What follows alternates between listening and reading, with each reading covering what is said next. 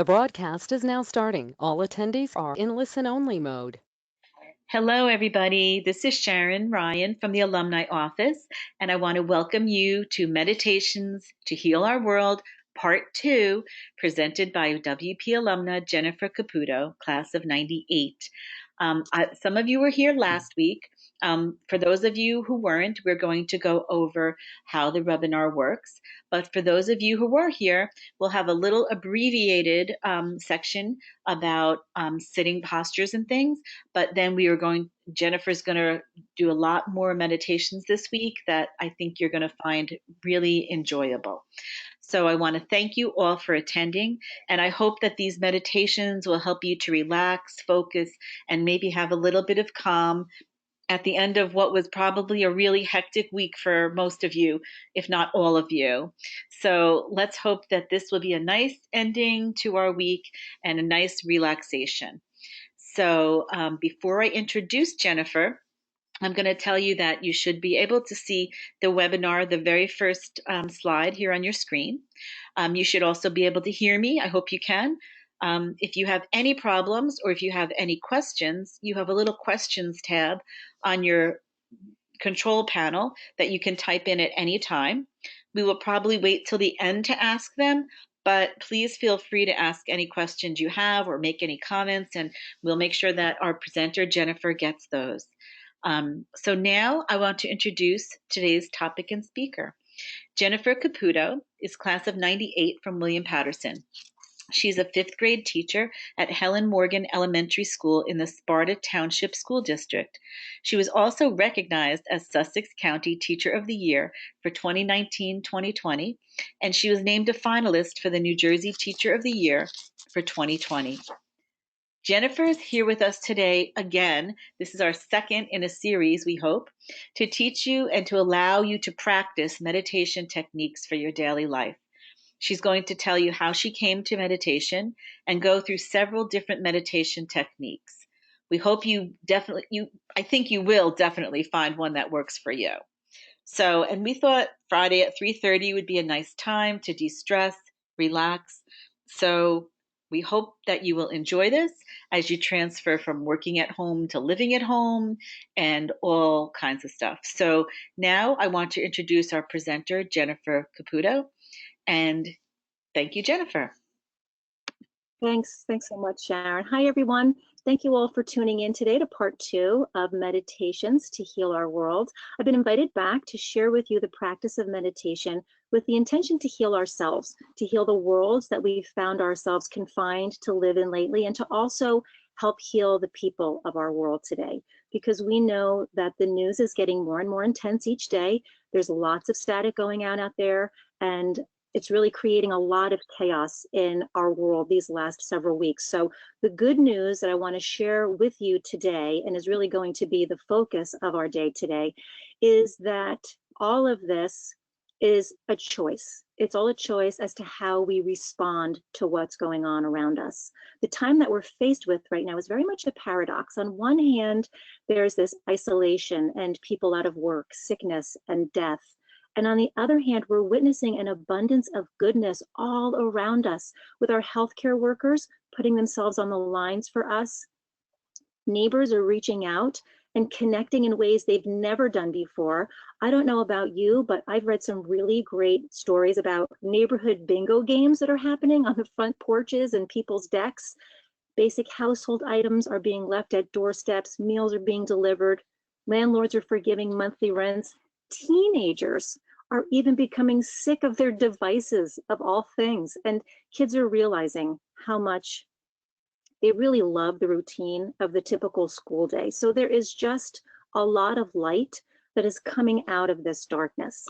So over the next hour, I'm going to be sharing with you what initiated my meditation practice, what I've come to know about meditation, the benefits and the basics of it, and today you will practice with several different styles of meditation. So if you're here for the first time, I will still go through different ways to sit, what you should be doing while you're sitting, but we are going to be talking about and sharing different meditations than we did in part 1. So I want you to just take a moment and think about If you've ever suggested an idea to someone that you know will just really help them out tremendously, and just with whatever it is that they're going through, you know that what you have to share is going to really help them out, but you get met with rejection. So if you're raising your hand, I'm raising my hand too, because the same thing happens to me whenever I offer the practice of meditation to someone. People are really quick to respond with, tried it, can't sit still, it's not for me. And I just hear it over and over again. So we addressed ways to combat this mindset last week. And today I'm happy to remind everyone of how to stay rooted in that mindset of, this is a practice, not a perfect. And between each meditation session, I've scheduled some time for you to share your experiences with us. That will also be a time for you to ask questions, and we'll also clear anything up, clear any confusion up that you have before we go on to our next meditation style. So Sharon has already shared a little bit with you about who I am. I wanted to give you a little bit more of an idea of who you'll be spending the next hour with. I'd like to just share with you that I have been teaching for 22 years, and I truly believe that we all have an obligation to share what we know and to teach what we learn. And everything I learn, I teach to my students, because our kids are experiencing a lot of stress and anxiety, not just today, but they have been experiencing this for a very long time. I witness it increase year after year, and I know that they will really benefit from the practice of meditation. And as I practice with them, I continue to learn. And as they learn, they share the practice with their families, and then the cycle continues.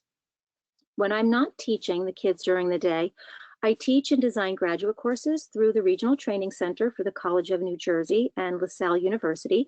I'm planning on using this spring break as just to get a jump on a course I'm designing on the topic of mindfulness for the colleges. So if you're a teacher or an administrator and you're interested in learning more about the course, feel free to email me and I'll be sure to let you know just where and when you can sign up to register for it.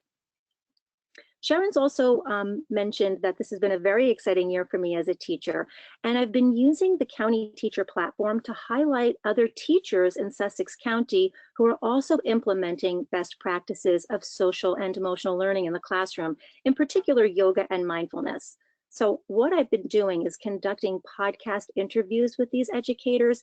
I want to get their stories out to a larger audience so they can share what they're doing in the classroom to help bring calm and ease to their students during the instructional day. And it's my hope other teachers and districts will get inspired by their stories and practices and turn around and then do the same. So you can listen to those interviews on the Shift for Wellness website or pretty much wherever you like to listen to your podcasts. Before we go any further, let's take a moment to shed what we've picked up this past week. Let's tune in and begin to quiet the chatter in our minds so that we can make the most of our time together today.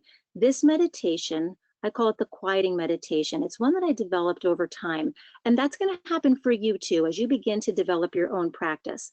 I love to do this meditation whenever I'm at home, whenever it's needed. If I'm in the middle of a school day, when the kids leave to go to lunch, or once they're dismissed at the end of the day, I'll also do it when I'm having those conflicting conversations with myself in my head. And it just really helps to quiet what's going on in there. So the intention of this meditation style is to quiet the mind and let in a sense of peace. I'm not even going to talk to you about how to sit for this one. I really just want you to get comfortable. There is a breathing component to it. So when you do make yourself comfortable, make sure that your torso has some length to it and that it's not scrunched up, because we're going to be working with filling your upper body with breath. We're not going to do it right this moment. I want to just share with you first as to what you can expect. We're going to be inhaling through our nose and then exhaling through the mouth. And when we exhale through the mouth, we're going to make the shh sound, as if you were telling someone to be quiet or shushing someone in the movie theater. So it will sound like this.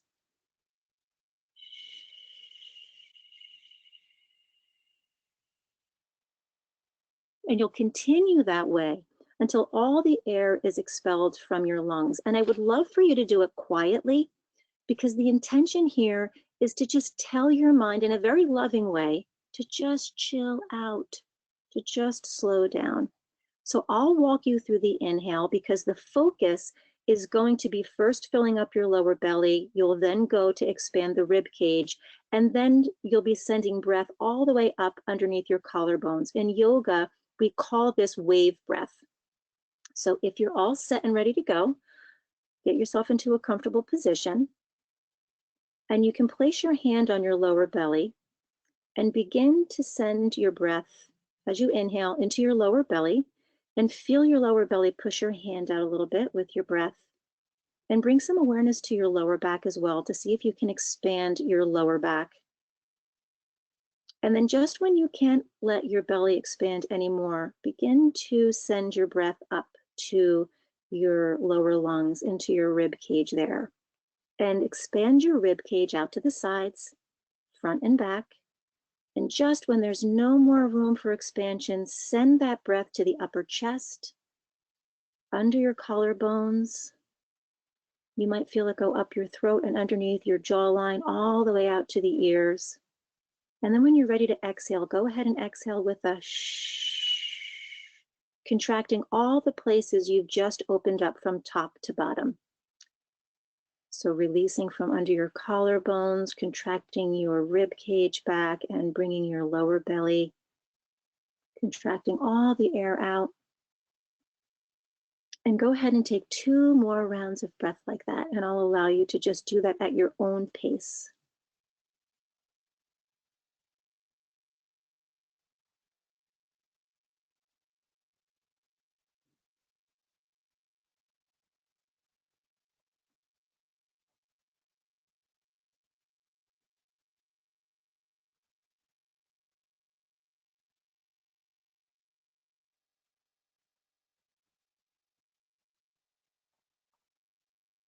Notice how you feel now compared to how you felt when we started, or maybe even compared to how you've been walking around today or this week. One of the misunderstandings of meditation that I learned in my practice is that meditation stops our thoughts. That if we're doing it right, we exist in some sort of blissful, empty headed, suspended in time place. But as humans, we never are able to completely stop our thought process, right? It just isn't possible. And in meditation, the mind does slow down so that the space between our thoughts increases, and it gives us the illusion of stopping the mind, but it really doesn't happen. And these spaces that we create between those thoughts really allow us to have those aha moments. And that's our, oh, so that's what it's all about. Now I get it. That's when we get a chance to have those realizations. So before we go further, I really want you to share your experience that you just had with that quieting meditation, and also let us know who you are. I want to survey who's here with us today. Please let us know where you're from, what brought you here. Do you already have a practice? Is this your second time? You can go ahead and type your responses. You can let me know how you're feeling. And I'll just pause here for a bit, and I'll wait for Sharon to start sharing with me what everyone's saying when they come in. Okay. People are coming in. We have a special education specialist and teacher. We have some staff from William Patterson.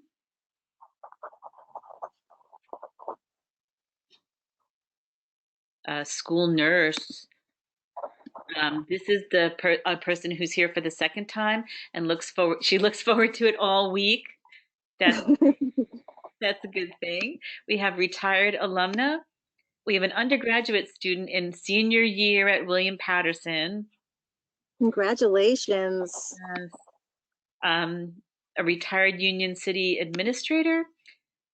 This person went to the supermarket at 8 o'clock this morning and is so happy to be here because it was a traumatizing experience.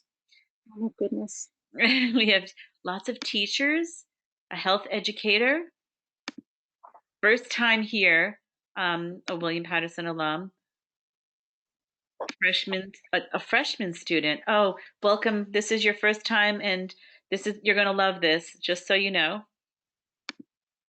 A retired music teacher, alumni. Someone is here with her husband. Lovely. Oh, and she's a DMP student. Very good. Grad student. and a high school counselor. We have lots of different people, but it's so nice. We have students who are freshmen, seniors, and we also have William Powell as an alumni, from retired all the way to working to everything. So it's a nice mix of people. And some people are here for the first time, which is nice. That is a great variety. I love that. I would really like to take a moment just to acknowledge the feelings that everybody is experiencing now. I shared last week that my heart really does go out to all of you and everyone in this world, to those that are suffering with the virus, to those that aren't, to those that are putting their lives on the line every day. They leave their homes to go to work, and those people are even putting themselves right in the direct path of the virus, and they just do this to help those in need. Even just since last week's webinar, I've learned of several deaths and serious illnesses that have affected my family members and the family members of many of my friends. So I'd really like to end our day today with a meditation practice that will send love and blessings to the world. So I hope you stick around until then. We know that there is just so much power in numbers, and we can generate a lot of goodness together as we practice today. It was a favorite of many on the webinar last week, and I think it would really be a very appropriate way to end again today. So I do want to share that I am making no claims to being an expert on medication. Not medication. I'm not an expert on medication, but I'm also not an expert on meditation. I came to the practice because I was healing from cancer 11 years ago. I signed up to take a 30-day meditation course at the local yoga studio because I was curious, and I just had a lot of my own healing to do on very many different levels, physically, mentally, emotionally. And I just thought developing a meditation practice would be a good start. I was told that the course was going to be online. I wasn't really happy about that because I really wanted to be out of my house. Staying home was not what I was hoping for at all, but my teacher shared with me that meditation was meant to be practiced at home because a lot of our stressors and anxiety sometimes stem from the home. And so it really made it a perfect place to practice. So what meditation has taught me is that it's all about what is happening now. Being with what is the practice. Practicing in a quiet, comfy room with others that are doing the same isn't going to necessarily teach you the lessons of meditation and what it can do for you.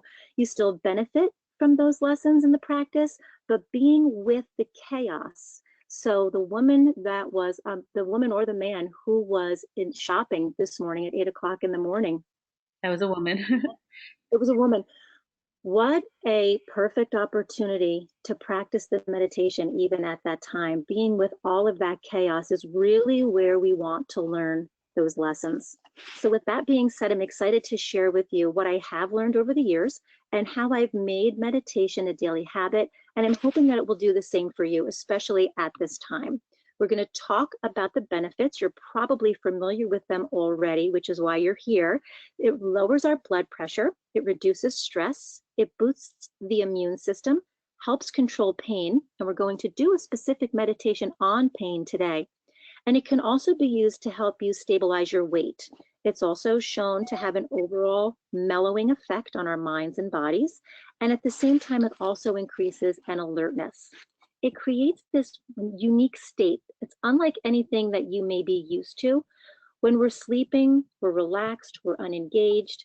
When we're in a highly alert state, we tend to feel really edgy and nervous. So what meditation does is it allows us to reach a balanced state of mind and body. And that produces a really deep, relaxed feeling while also increasing our alertness at the same time.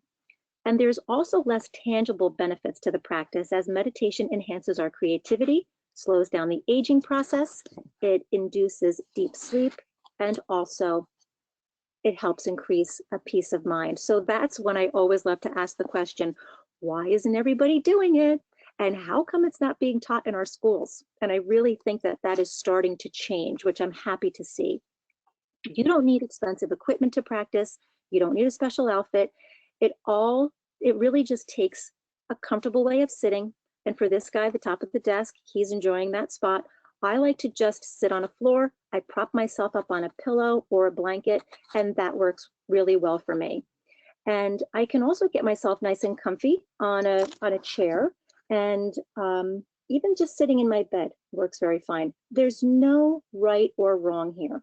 And we're going to talk about different ways that we can sit in a moment. But before we go there, I want to just share different ways that you can assist your seated position. Of course, there's a market for everything nowadays, and meditation pillows, cushions, and benches are available, and many people find these to be comfortable. But like I said, I just grab something from around the house, and when I do sit, I like to sit at the edge of a pillow or the edge of a blanket, and that allows my knees to fall lower than my hips. It creates a natural curve in my spine, and that just is very comfortable for me. What's important to realize is that no one knows your body better than you. So the only person you have to listen to here is yourself. So when you make yourself comfortable, then you'll be ready to begin the practice. And with a small amount of instruction and an open mind, you will be on your way. Just know that it can be difficult at first, so please be patient, switch up your seating posture, and just keep playing around with what works best for you. Once you start practicing daily, I think you'll really begin to see the benefits. It would not be fair for me to lead you in the direction of thinking that this is going to be easy. It takes time to feel comfortable with the practice. It can even take more time to start enjoying the practice. So being patient is key here. And if you drift, and you are going to drift, come back to whatever the focus is. Each meditation has a focus. So if your mind starts to wander, that's okay. Just come on back to whatever it is we're focusing on. So lots of people ask why they can't just lie down during meditation. And I always say, because we don't want you to fall asleep. And when practicing meditation, you really want to remain alert. However, I do want to stress the point that everyone's anatomy is different. Flexibility, surgeries, many other reasons can prevent you from being able to sit up. So please do whatever resonates with you and your body. If you need to lie down or be in a reclined position, go ahead and do that. Finding your comfy spot is crucial to continuing the practice. Otherwise, it's really easy to give up on a practice, and we don't want that to happen. For starters, use any sitting position that's comfortable to you, but be open to fine-tuning the way you sit as time goes by. I'm going to share 4 traditional seating postures with you, and I also want you to know that you can always sit on a chair, and I have a picture of that for you. While you're sitting, you'll continue to assess the state of your body while you're seated. Make note of any tensions or pain that you might be experiencing. You should never be in pain. Nothing should ever hurt you while you're doing this. So continue to adjust your posture so that you can find relief. The more stable and relaxed your sitting posture, the more comfortable your body will be, and the more success you will have in your practice. So as I share these different positions with you, please play along on your end. And by the time I finish all 4, hopefully you'll have found one that you're most comfortable with. The Burmese position is the one to the left. This is the one that I'm most comfortable with. You attain it by placing your legs parallel to one another, tuck them in as closely to yourself as possible, and you can certainly switch them up from time to time. And then you can also see to the right 2 different ways that you can be seated. And you know what? If I was talking about my knees falling lower than my hips when I sit up and I'm propped up on a pillow, if your knees don't fall lower than your hips, that's okay. Find something around the house like a pillow or blankets and place them underneath your knees to keep them propped up and comfy for you. This is the half lotus position. You start in the Burmese position and then just raise one foot to let it rest on your opposite thigh. Again, you can switch your legs out from time to time. This could be tricky if you've got knees that are not happy. So you can certainly sit down with your legs out in front of you, and you don't have to cross your knee over the other leg like this girl is doing here. You can simply just sit with your legs out in front of you. There's always modifications, and the best modification is the one that's going to make your body happy. Here's full lotus position. This is the most difficult of all, but I am told it's the most stable of the cross-legged position. So here you're resting each foot on the opposite thigh. Very few people can sit like this in lotus comfortably, again, because of the inflexibility or someone's anatomy. So please don't hold yourself to this standard here. Switch your legs up as necessary. Don't judge. Everyone's designed differently. So if you're practicing with someone right now, try to get yourself into your comfy position. Don't pay attention to what they're doing. You can honor what they're doing, but don't think that you need to look like them.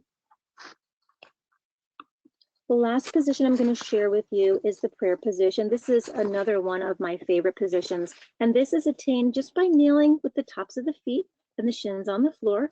And I love the posture of this gentleman. Notice the tall spine. This is your posture no matter what your seating position is. So tall spine, shoulders are over the hips, ears are in line with the shoulders, his chin is parallel to the floor, and the crown of his head is reaching toward the ceiling. I can draw a direct line from his ears to his hips, and that's what you're aiming for. You might find that placing a cushion or a yoga block between your legs is comfortable to sit on. Another variation is to use a meditation bench in this position, and that's fine.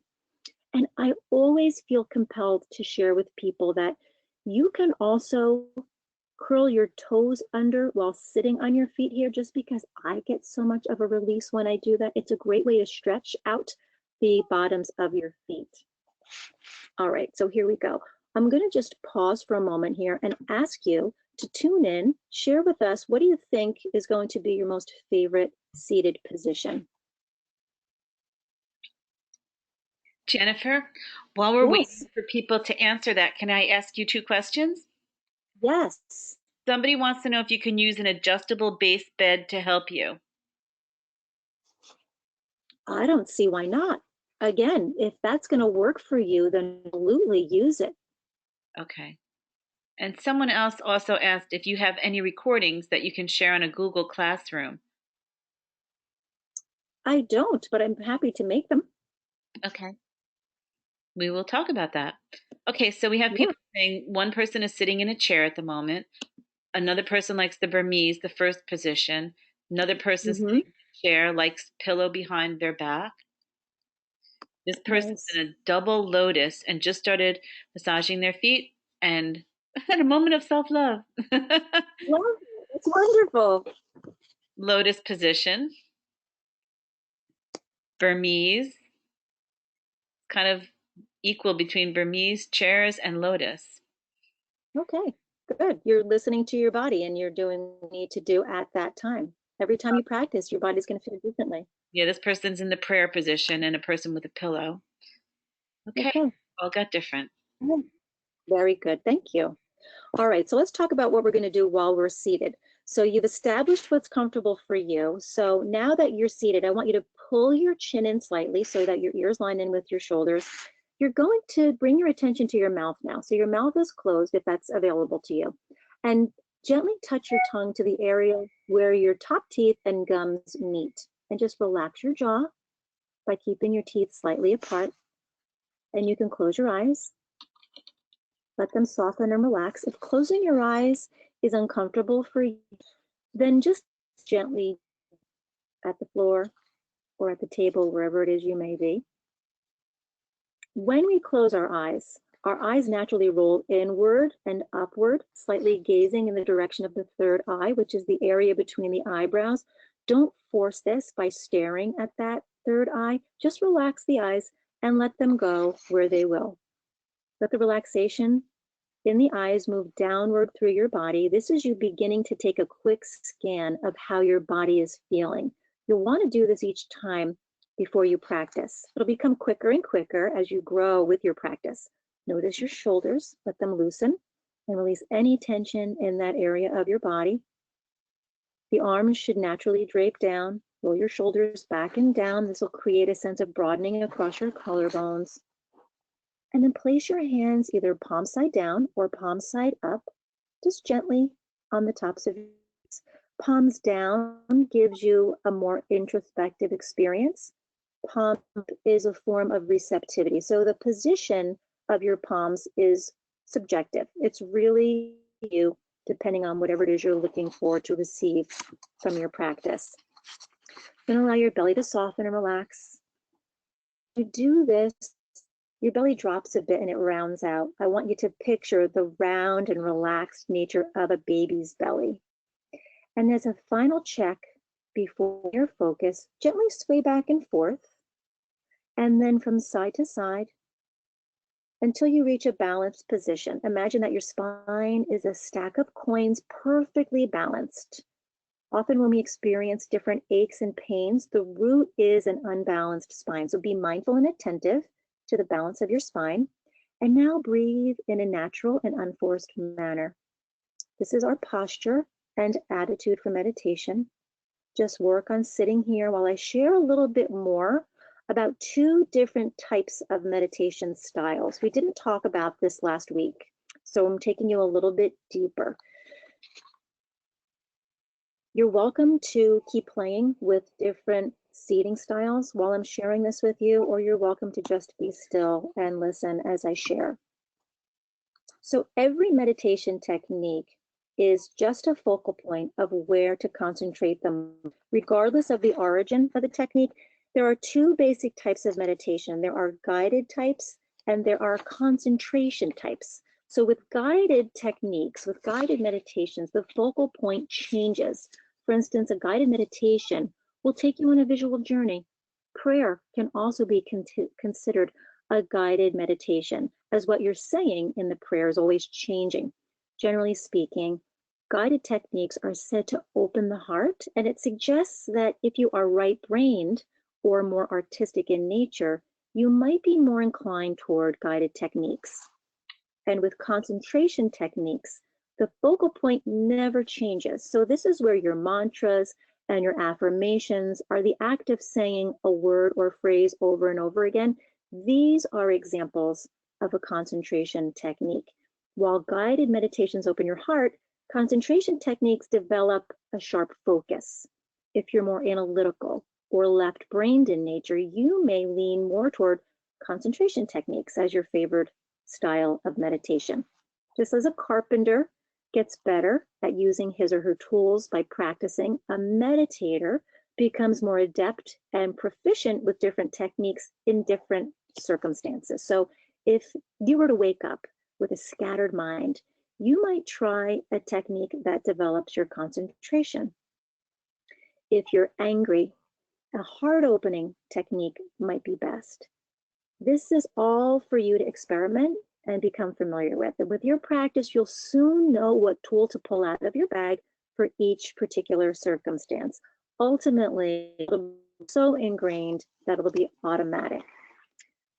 If you are ready, I'm going to take you in a meditation called counting meditation. And what we're going to do here is sit in this posture that you've chosen to play with for a couple of minutes.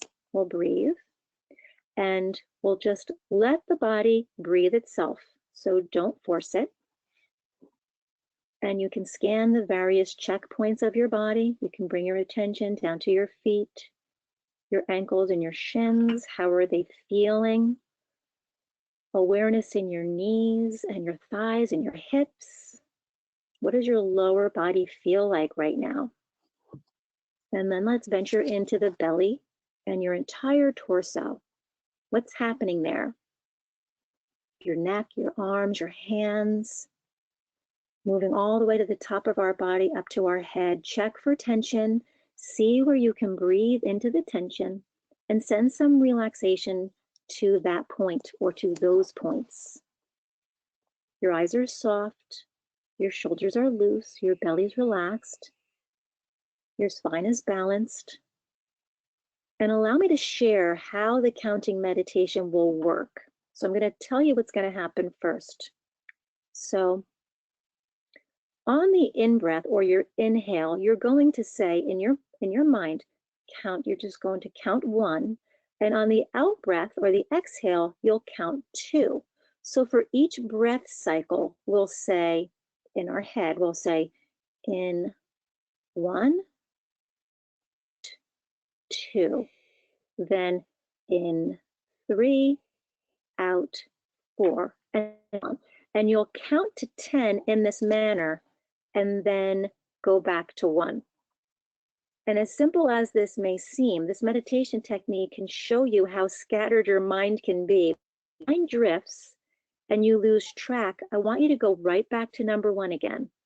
You drift and come back to the focus of counting each breath. You can do this as long as you're able to do this. And just remember to be gentle with yourself. If your mind drifts, don't get caught up in why it drifted or feel bad. Just gently return to count cycles of your breath. You can also, instead of saying in, one, out, two, you can just simply say the number, or you can say breathing in one, breathing out two. You can also in another language if you prefer that. So I'm going to stop talking and I'm going to allow you to go ahead and begin your practice with an inhale for one, and your exhale is for two. Continue to go at the rate of your own breath and see if you can get yourself to 10. And you can continue to create this meditation and go deeper, and I will ring you out with the chimes when it's time.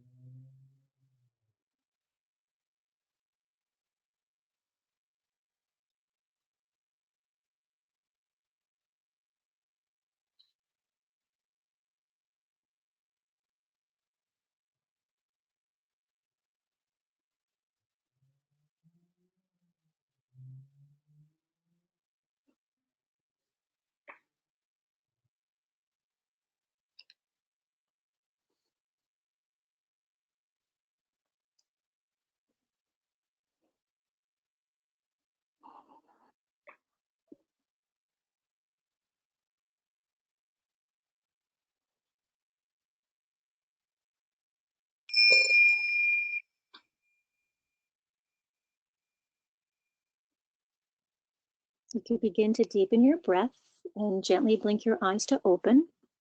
And I would love to hear your thoughts on your counting meditation.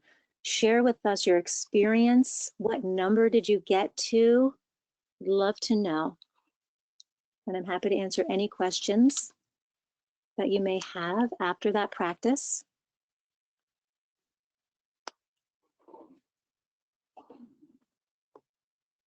Oh, this person liked that a lot.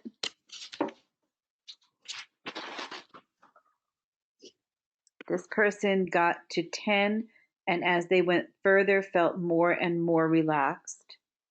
Wow. Love this one because it is so simple, and I can do this with my young students to calm them down and teach them numbers. Yes, yes, wonderful. This person loves simple breathing meditations. They help her to refocus and relax her mind. This person was really relaxing, felt really good, able to do 3 sets of 10.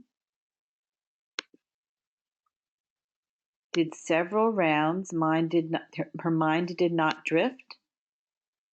And amazing, I felt I could keep count while my mind wandered, but I still stopped and started again. I am so impressed with that. That is really amazing to do 3 rounds of 10. I can't tell you how many times I go right back to one and I start and I go right back to one. So that is really amazing. There's one question. How many seconds for each count? It's not seconds as much as it is your inhale and your exhale. So you're counting the 1 on your entire inhale and you're counting the 2 on your entire exhale. And it's a 3 on your entire inhale and it's a 4 on your entire exhale. And you take that to 10 and then you start all over again. Okay.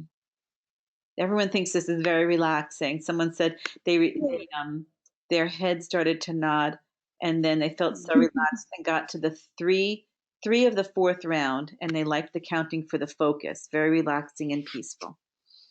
That's great. I have another question for everyone. Would you consider this a guided meditation or a concentration meditation? Let's see. Concentration, concentration. Someone says guided. Mhm. Then we have concentration, concentration, concentration, concentration, concentration, guided. Yeah.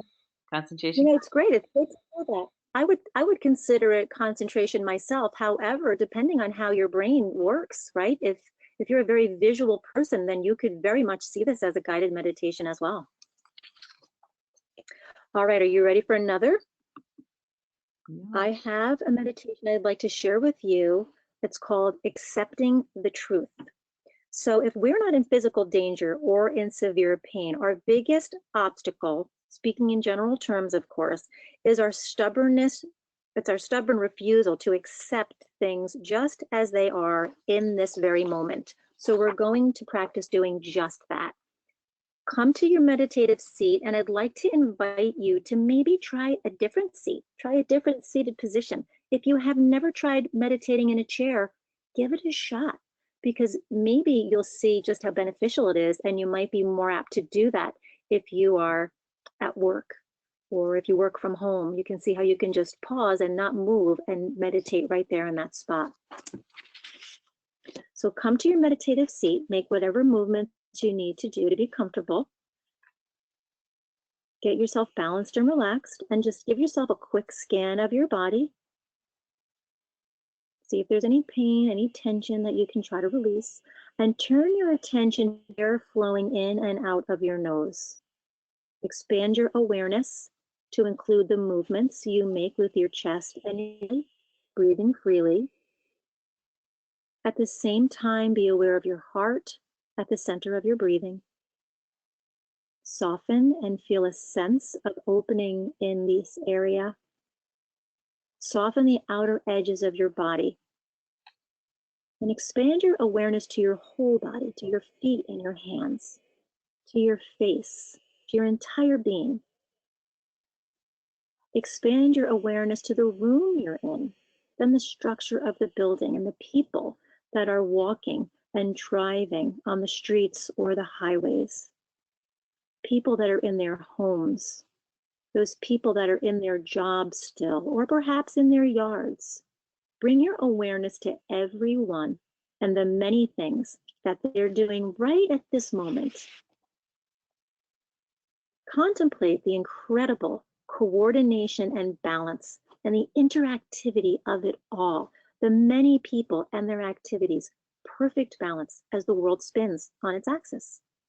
Everyone and everything is all happening in this very moment, even with all the dis-ease that is taking place all around us here in our hometowns, our state, our country, and the entire world. Make note that you accept the world just as it is right now, without change. It is perfect and in perfect balance. Now turn your awareness back to your breathing. How do you feel in your heart? Observe whatever thoughts might be flowing in your mind, noting that those thoughts can be either accepting or judging of the world around us. Hearing me say the world is in perfect balance may have triggered something in you. Notice if there's something or someone that has done something to you, or should have done, or shouldn't have done. Has someone upset you or made you angry or afraid? Is there anything that you are not accepting right now? It could be very easy for you, and understandably so, to not accept the effects the virus is causing, will have caused on our world as a whole. Just notice that right now, where you are in this very moment, you are not being threatened.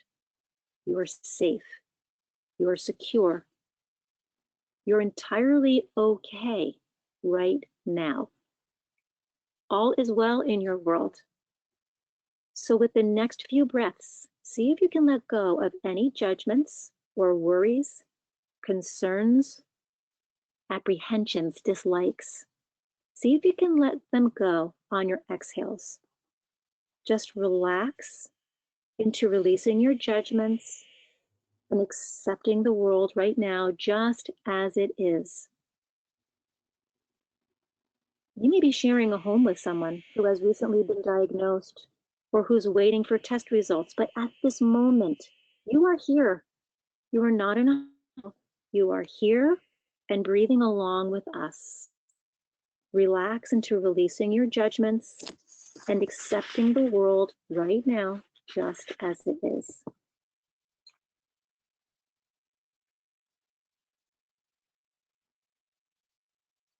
Imagine you are in a room at a table with two chairs and you're perfectly relaxed, not threatened or upset.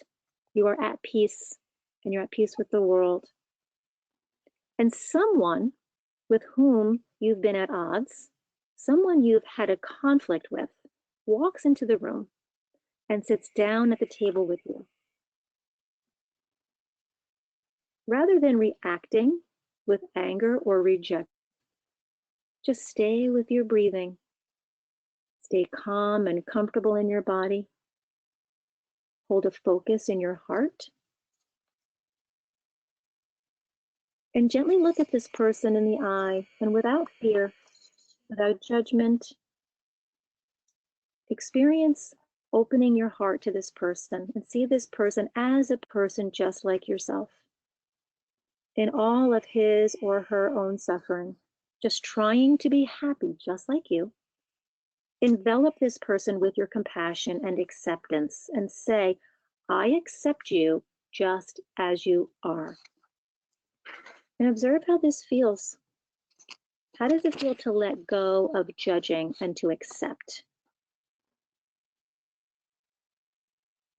Also notice even more closely how this person responds when he or she is no longer feeling judged by you. The entire dynamic between the two of you changes in an instant just because of this non-judging atmosphere. Now focus again on your breath, your heart, your whole body here in this moment, accepting the world as it is. Continue to create. Keep going deeper with this visualization. I will ring you out when it's time with the chimes.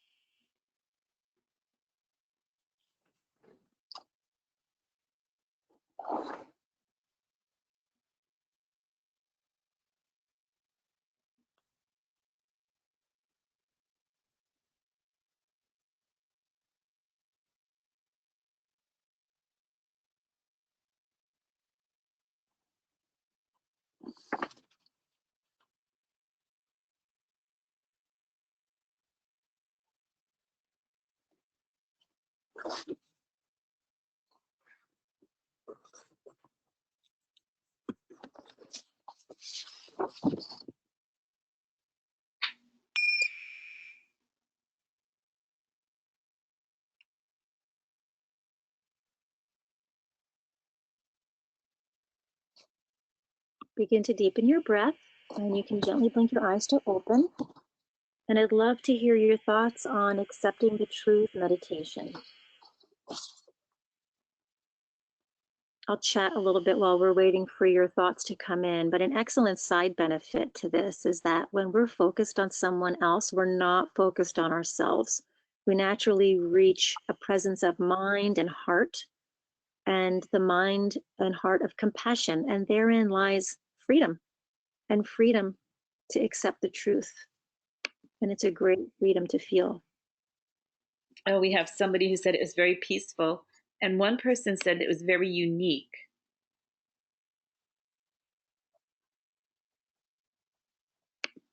Any questions? Anyone have any questions about anything? They're coming in. It's hard not to judge myself for judging the other person. Yeah. Muscle attention. Mostly comments. When you said, I accept you as you are, this person felt a weight off their shoulders. How lovely. That's nice. Sure. Thank you for your comments. Yeah, thank you very much. So we can move into another meditation if you're ready. Oh, And this one, I'm sorry. One person said they wish they would have had more time for that one because it's at the perfect time. okay. Yeah. And this person said they realized something was bothering them, but didn't realize it before it was still bothering me. Does that make sense? During the Sure meditation, does. something is bothering me, but I didn't realize before it was still bothering me. There you go. Very nice. Yeah, we're going to talk today. Yeah, thank you. Thank you so much for those. We're going to talk today about our intuition, and your intuition is a skill that can definitely be developed. And you really hone in on your intuition as you deepen your meditative practice. And that's what you will find a lot of the times you'll sit to meditate and you'll be shown things or you will discover things that you thought you took care of. And what's happening is you're allowing through your practice, you're allowing those things that you pushed down to rise to the surface. And then you get to process those things. And in that processing, your healing begins.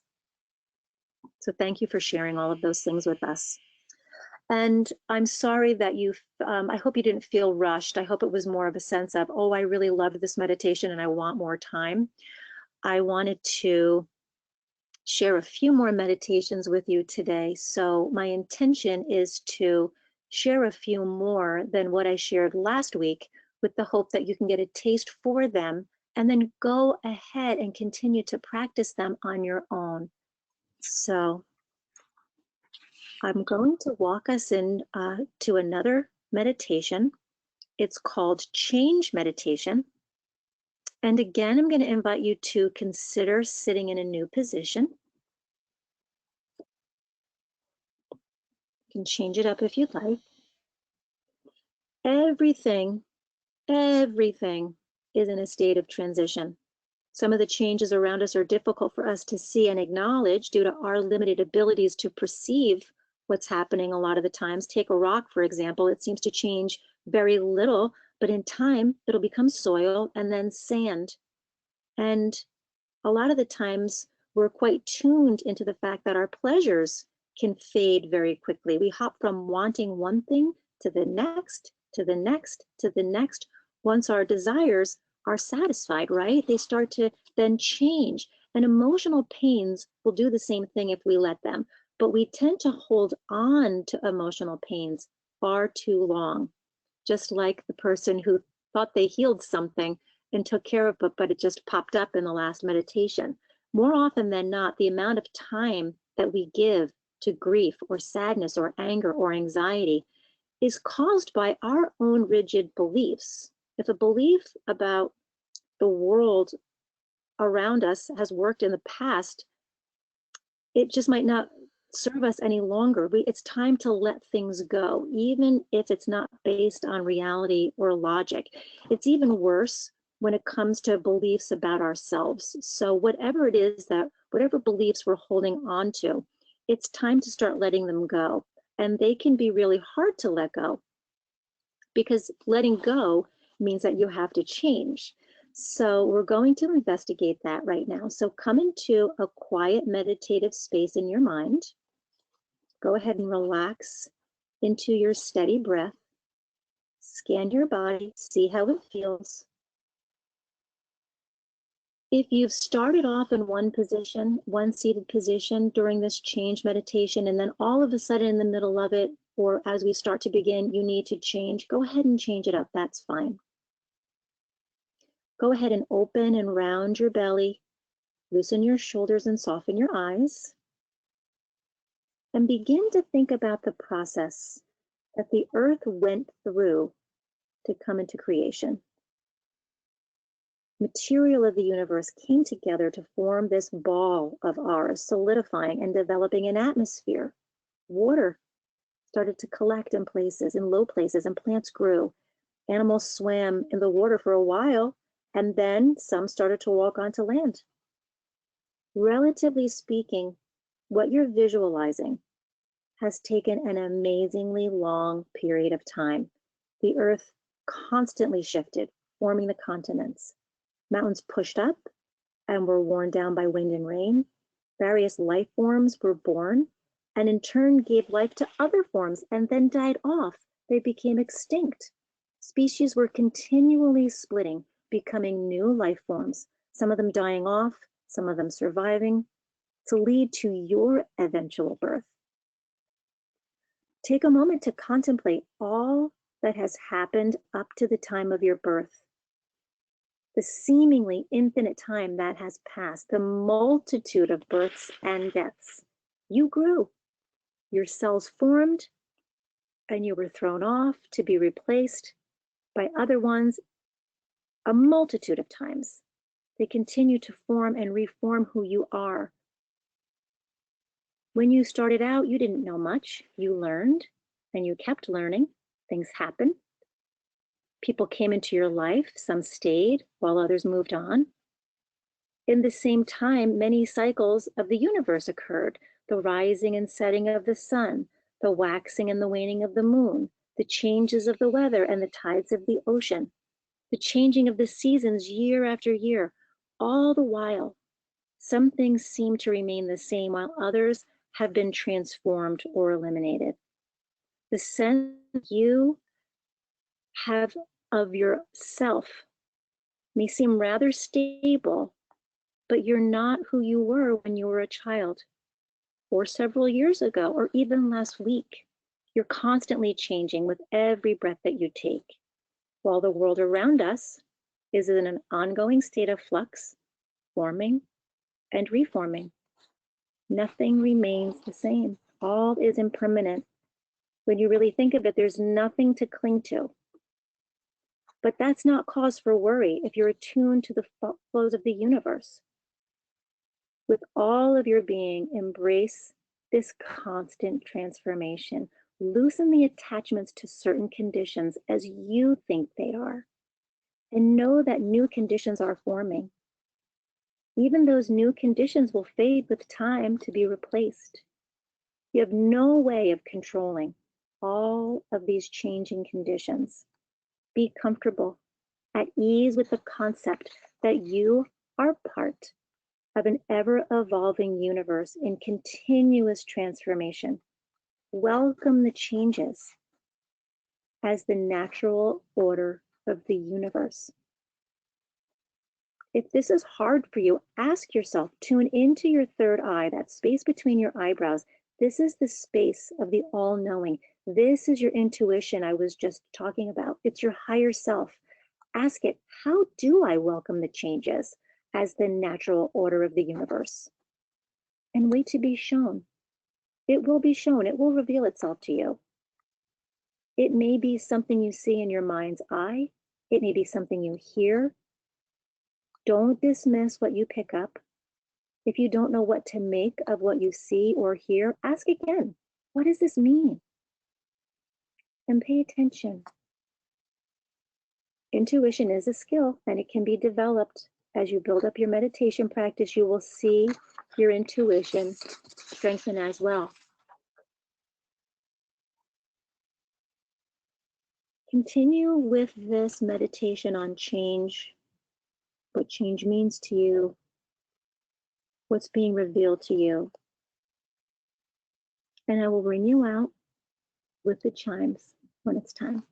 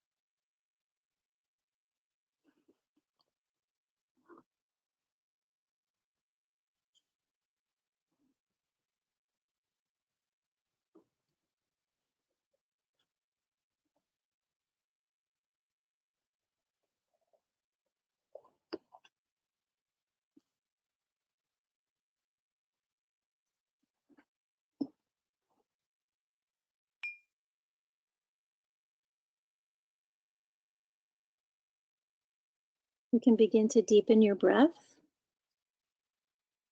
and gently blink your eyes to open.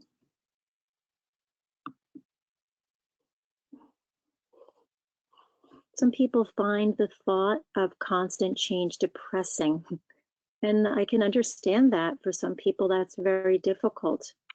And then some people thrive on change by being aware and acting with sincerity and truth with respect to our thoughts and feelings and who we are. We can be more assured and safe in a changing world. It's really good to be mindful as to what our fears and our desires and our clingings really are by taking time to be with them. So you can sit with them in meditation and take time to identify what it is that keeps you from acting with absolute sincerity and the ability to change. And with that knowledge, you'll start to make wiser choices and maybe feel a little bit more comfortable with change. So I'd love to know any thoughts and experiences, and would you consider this a guided or a concentration type meditation? Jennifer, while we're waiting, may I ask a question? Someone said, how long should meditation last? Meditation can last for as long as you want it to last. I don't believe in putting a time on it.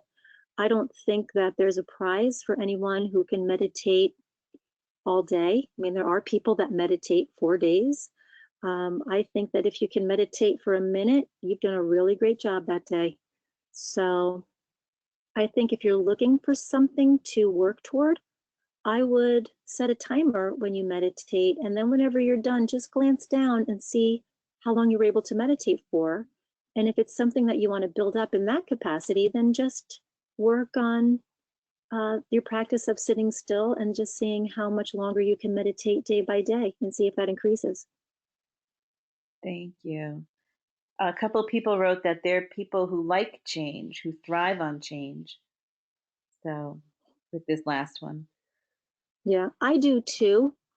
And what the world has taught me is that we're few and far between. So, especially with everything that's happening in our world right now, I've selected these meditations to address those issues. And there is a whole lot of change that is happening right now. And even for people that accept change and honor change, I have found a lot of people that really thrive on change are having difficulty now. So I thought that it was a good one to share. Thank you for your comments.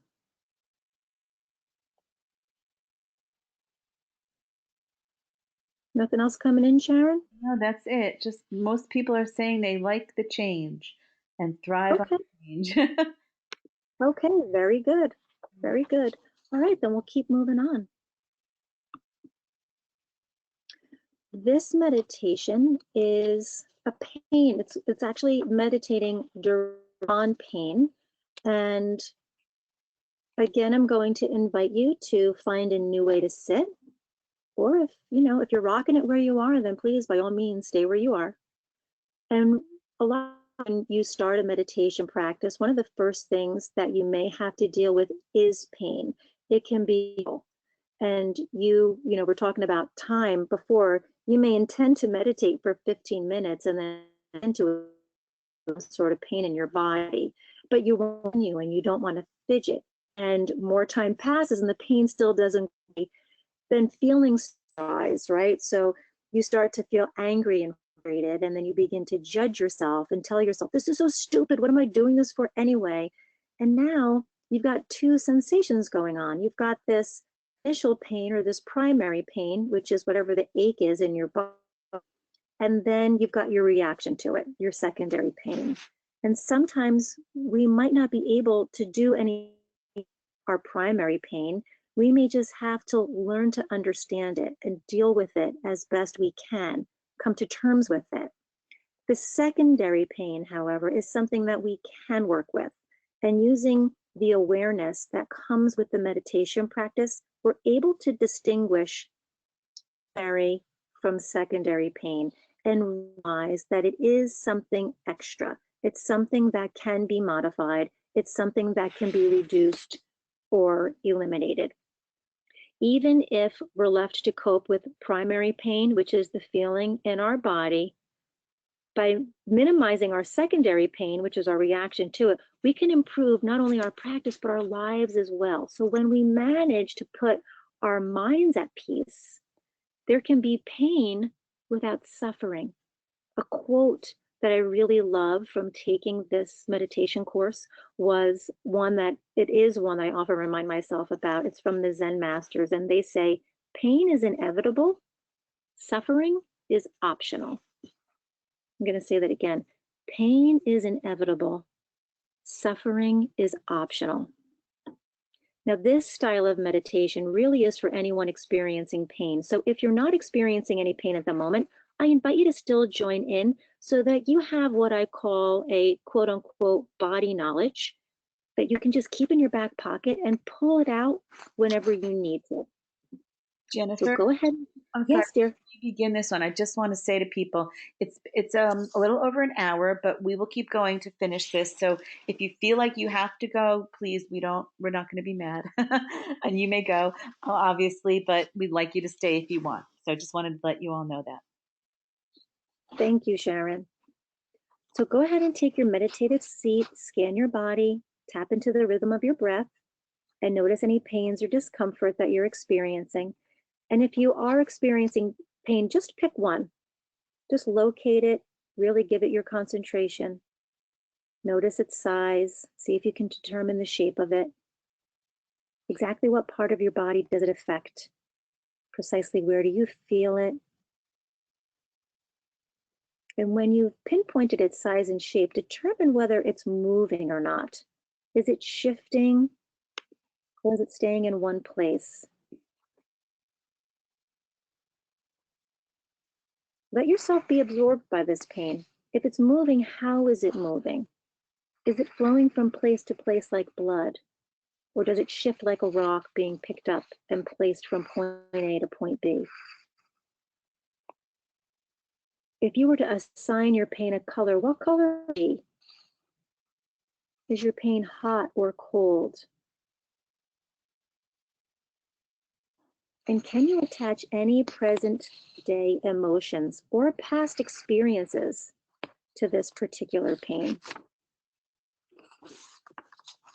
So begin to feel how you're able to soften the vicinity of that pain. The more the time passes, the better you're able to bring a tender gentleness to that area, allowing your body's natural healing force to take place. You become one with the pain. Stay with the intention to send healing warmth to the area of pain for the remainder of your meditation. Can you find it within yourself to smile and bring a smile to this pain? An intention to purposefully accept the pain and be with the pain.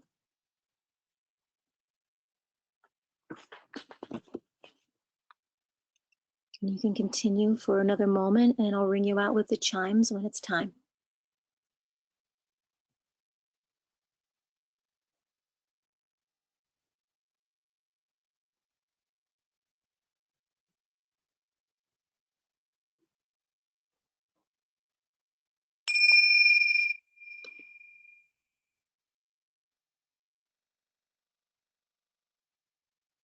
You can begin to deepen your breath and gently blink your eyes to open.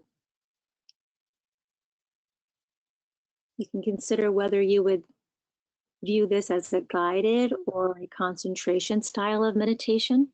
And if you have any thoughts or questions that you'd like me to answer, I'm happy to do that.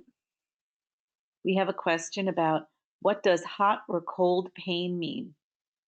It just means anything that you would identify. If you have a pain, it may give you a warm sensation.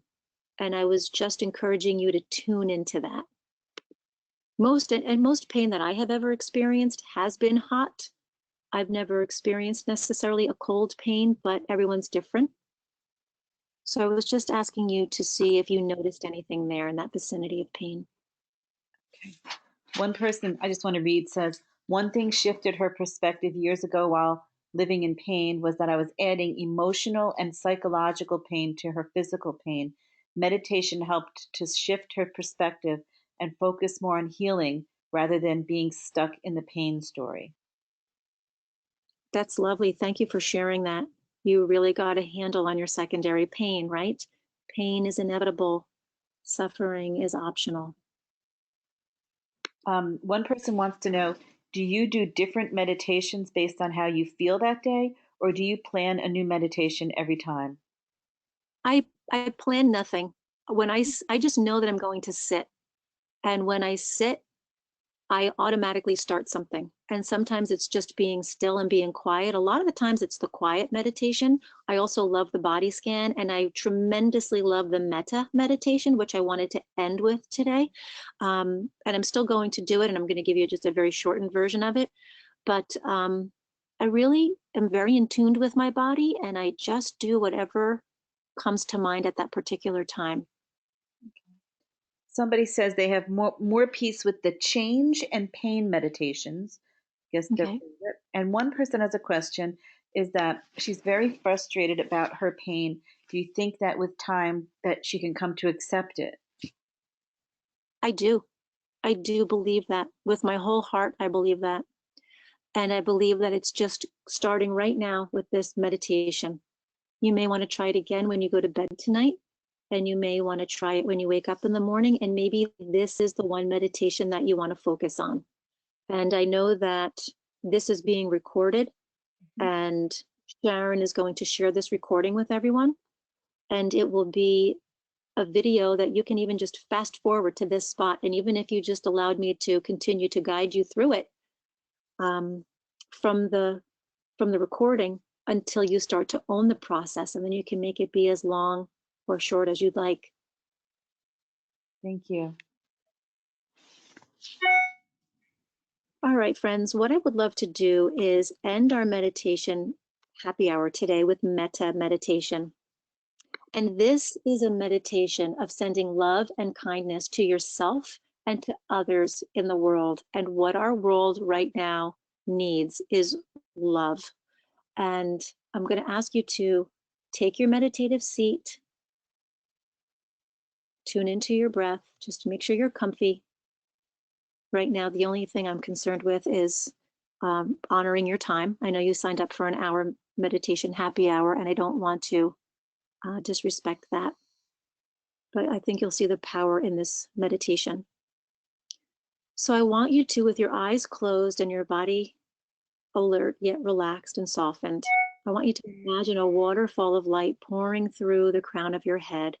It's a beautiful waterfall of light that you can give a color. I love to give mine a soft white color. And it pours through the crown of your head and fills up your body with all kinds of love and blessings and kindness. And goes through your whole body, down your arms, your torso, your hips and your legs, all the way down to your feet, filling up with love and kindness. Blessings of all sorts. Breathe into that with a nice inhale and exhale through an open mouth. And then bring your attention to your heart center. Place a flower there, and it's your favorite flower. See it in full bloom, and allow all of those blessings that you've just filled your body up with to pour through your heart center, through that flower, out to everyone in your home, sending blessings to everyone there. Watch the color of those blessings spread through everyone in your home, out and expanding from your home to your neighborhood. Expand it through the state. Watch it go through our entire country, into the hospitals. Maybe you're going to send it to one particular person who needs healing. Send it to our doctors and our nurses and everyone on the front line. And eventually watch your blessings wash over our world, our whole entire globe, sending blessings out to everyone in need, bringing some more peace and ease and lightness into their world. Take a nice deep inhale into that. and exhale it out. And then gently bring it all back to you. Watch it come from the globe, right across our country, back into your state and your neighborhood, eventually making its way back into your home, into your heart center, and be with it here.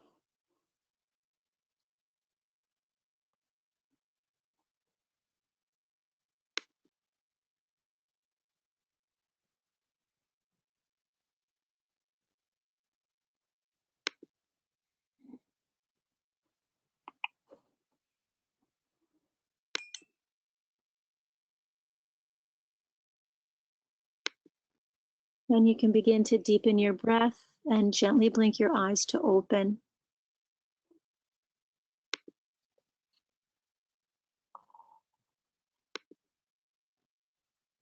And I'm happy to hear your thoughts, answer any questions you may have.